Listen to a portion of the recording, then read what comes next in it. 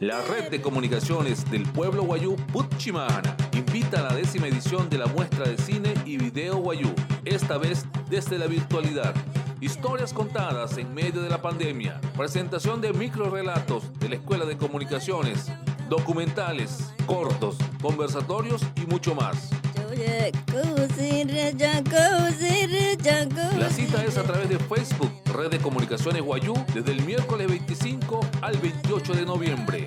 10 años de la muestra de cine y video Wayú como escenario de visibilización y afianzamiento de luchas y apuestas del cine y el video de y para el pueblo Wayú.